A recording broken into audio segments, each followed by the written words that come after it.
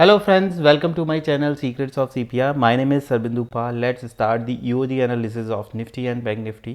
और फ्राइडे के दिन का फ्रेंड्स EOD एनालिसिस देखेंगे कि हमें क्या ट्रेड की अपॉर्चुनिटीज़ मिली।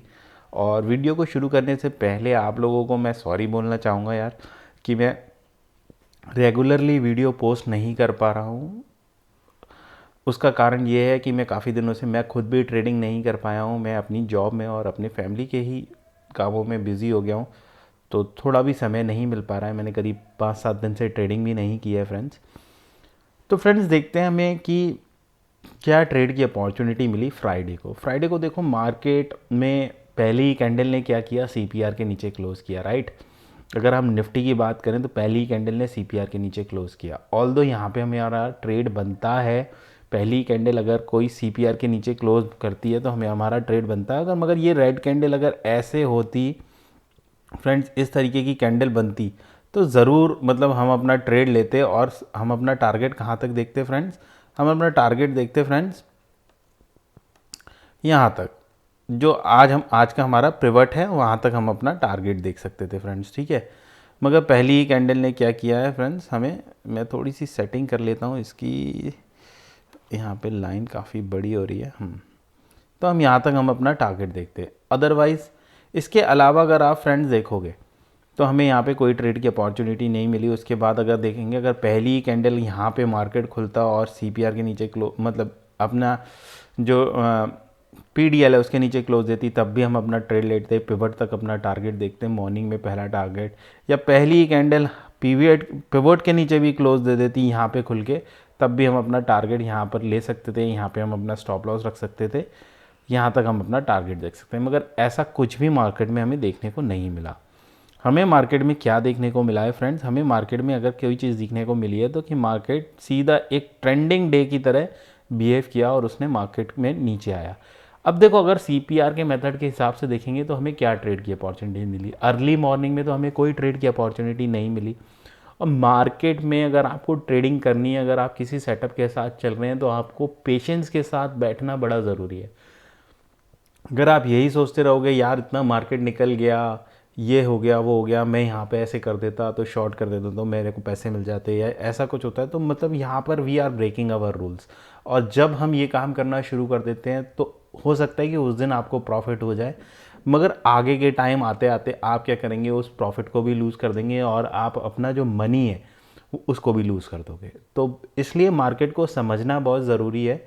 अगर आप समझ पा रहे हो तो आप ट्रेड करो, आप कुछ समझ पा रहे हो, आपके पास कोई प्लानिंग है तो ट्रेड करो, अदरवाइज अपने सेटअप पर बिलीव करो और उस सेटअप के साथ ही ट्रेड करो। अब देखो मार्केट ने हमें एट द लास्ट हमें अपॉर्चुनिटी कब दी निफ्टी में, देखो आप देखो एट द एंड आप देखोगे 12:10 पे यहाँ पे उसने अपॉर्चुनिटी दी है, जहाँ पे आप यहाँ अपना ट्रेड कर सकते थे, यहाँ पे आप अपना ट्रेड को इनिशिएट कर सकते थे, यहाँ पे आप अपना एसएल रख सकते थे, यहाँ पे आपको मार्केट ने प्रॉफिट दिया है। इवन यहाँ तक आप अपना टारगेट देखना चाहते, देखिए ये तो मैंने पहले से खींच रखा है, जो लेवल्स होते हैं वो खींचे हुए हैं, ठीक है। ऑल दो आप देखो मार्केट ने भी आके यहाँ पे सपोर्ट लिया है, 2 बार डब्ल्यू पैटर्न सा बनाया है, यहाँ से रिवर्स भी हुआ है मार्केट, ठीक है।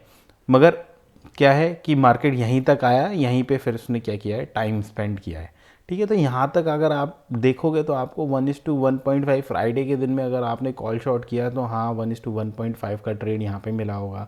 इवन अगर आपने पुट बाय किया होगा तो यहाँ पे भी आपको 1:2 का प्रॉफिट मिला होगा, ऐसा मैं बिलीव करता हूँ। मैंने मार्केट में ट्रेडिंग नहीं की थी तो एग्जैक्टली मैंने कोई प्राइस को फॉलो नहीं किया। इसके बाद अगर अगर अब आप देखोगे कि हमें दूसरी अपॉर्चुनिटी बैंक निफ्टी में अगर हम देखेंगे तो बैंक निफ्टी में हमें क्या ट्रेड की अपॉर्चुनिटी मिली, तो देखो बैंक निफ्टी में हमें क्या ट्रेड की अपॉर्चुनिटी मिली। एट द सेम टाइम देखो बैंक निफ्टी ने भी क्या किया है, रेंज का ब्रेकआउट किया है और उसने भी पहले पिवट के ऊपर ही क्लोज मतलब पिवट पे ही आके अपनी क्लोजिंग की थी और उसके बाद वाली कैंडल ने पिवट पे अपना क्लोजिंग दे दी है, ठीक है। इवन अगर आप इस टाइम निफ्टी को देखोगे तो निफ्टी भी क्या कर रहा था, निफ्टी भी क्या कह रहा था, अपने पीडीएल को क्या कर रहा था, ब्रेक कर रहा था। अब देखो यार यहाँ पर क्या है, अब फिर मैं वही कहूँगा कि यार सीपीआर के सेटअप के हिसाब से तो हमें पहला जो ट्रेड की अपॉर्चुनिटी मिली वो तो पिवट पे ही हो गई। अगर ये क्लोजिंग पिवट के नीचे हो जाती तो भी हम अपना टारगेट देख लेते, राइट। मगर ऐसा नहीं हुआ, मतलब हम अपने रूल्स को ब्रेक नहीं कर सकते। उसके लिए भी मैं आपको एक बात बताऊंगा। मगर देखो बैंक निफ्टी ने भी हमें अगर कोई ट्रेड की अपॉर्चुनिटी दी है तो वो एग्जैक्टली जब 14:10 पे हमें वहाँ पे मिली थी, वो भी एग्जैक्टली यहाँ पे मिली है, मगर यहाँ पे हमारे पास प्रॉपर साइन नहीं था। मगर इसके बाद वाली कैंडल में हम एंट्री कर सकते थे और नीचे तक के लिए टारगेट देख सकते थे। ठीक है फ्रेंड्स, तो ये थे निफ्टी और बैंक निफ्टी में 2 ट्रेड। फ्रेंड्स, अगर आप किसी सेटअप को फॉलो कर रहे हो तो प्लीज़ उसके रूल्स के हिसाब के साथ चलो। हो सकता है इनिशियल डेज में आपको पैसा नहीं मिल पाए, ट्रेड नहीं मिल पाए, थोड़ा सा माइंड जो होता है वो मतलब फिर देखता है कि यार उस बंदे ने पैसे कमा लिए। हम यूट्यूब पे काफ़ी लोगों को फॉलो करते हैं तो ऐसा लगता है कि हम ने उस बंदे ने पैसे कमा लिए, उस बंदे ने पैसे कमा लिए, कि मेरा ही सेटअप ख़राब है कि हमें ट्रेड नहीं मिल पा रहा। मगर ऐसा नहीं है, आपका सेटअप बहुत अच्छा है। अगर आप इस सेटअप को फॉलो कर रहे हो, सूनर और लेटर आपको प्रॉफिट देगा। और जब आप प्रॉफिट में आओगे तब आप धीरे धीरे अपनी क्वांटिटी भी बढ़ाओगे, सब कुछ करोगे तो आप धीरे धीरे पॉजिटिवली आप प्रॉफिट में आ जाओगे। तो इसलिए हड़बड़ी मत मचाओ, किसी सेटअप को फॉलो कर रहे हो तो फॉलो करो, और अगर मार्केट को समझ पा रहे हो तो वैसे ट्रेड करो।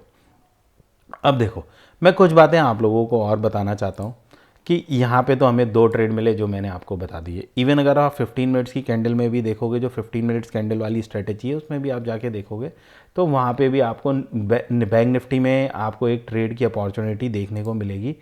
देखो अभी हम देख लेते हैं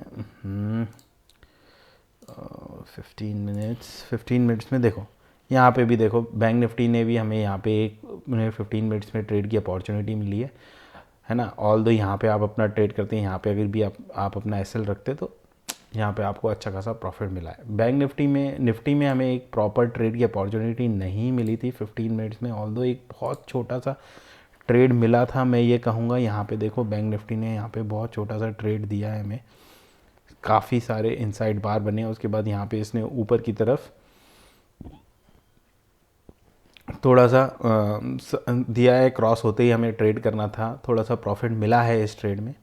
ऑल दो आप थोड़ा सा ट्रेंड को देख के भी आप मतलब ट्रेड कर सकते हो।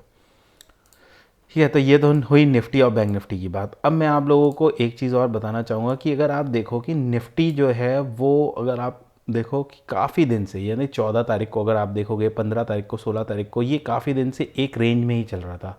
अगर आप देखोगे, अगर इसको 5 मिनट्स में भी कन्वर्ट कर दोगे तो 5 मिनट्स में ही इसने क्या किया था, 5 मिनट्स के बाद ही इसने क्या किया था, अपना जो ये रेंज था इसके नीचे क्या करती थी, क्लोजिंग दे दी थी। अगर आप 15 मिनट्स पे ट्रेड करते हो या अगर आप सपोर्ट और रेजिस्टेंट को ट्रेड करते हो तो आप जानते हो जब भी मार्केट में एक रेंज में चल रहा होता है और उस रेंज के बाहर अगर हमें क्या कहते हैं रेंज का ब्रेकआउट होता है तो हमें एक बहुत अच्छा ट्रेंडिंग डे देखने को मिलता है। यही मार्केट में हुआ है फ्रेंड्स। ठीक है, तो अगर आप सिर्फ मतलब मार्केट को समझ पाते हो, सपोर्ट रेजिस्टेंस को भी समझ पाते हो, तो आप अपना ट्रेड इनिशिएट कर सकते हो, तो आपको ट्रेड मिल सकता था। यही कहानी बैंक निफ्टी की है। अगर आप बैंक निफ्टी में भी देखोगे तो बैंक निफ्टी में भी ये देखो 14 तारीख को भी एक ही रेंज में था, उसके ऊपर भी अगर आप देखो 15 तारीख को भी रेंज में था। इस रेंज का ब्रेकआउट हुआ है यहाँ पे। ठीक है, उसके बाद आपने देखो कि ये एग्जैक्टली देखो इस रेंज का ब्रेकआउट हुआ है। मैं अगर आपको थोड़ा सा और इलेबोरेट करूं,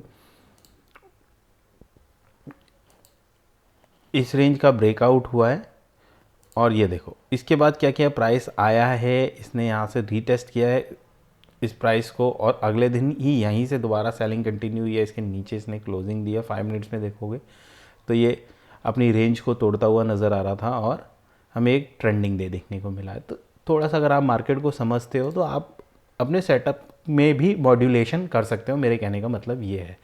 तो फ्रेंड्स, मैं कोशिश करूँगा आगे ये वीडियोस बिल्कुल और रेगुलरली कंटिन्यू रखूँ। मैं थोड़ा सा प्रॉब्लम अभी था, मुझे लगता है कि सारी चीज़ें सेटल डाउन हो जाएंगी जल्दी। ठीक है फ्रेंड्स, आज के लिए इतना ही और जल्दी मिलते हैं।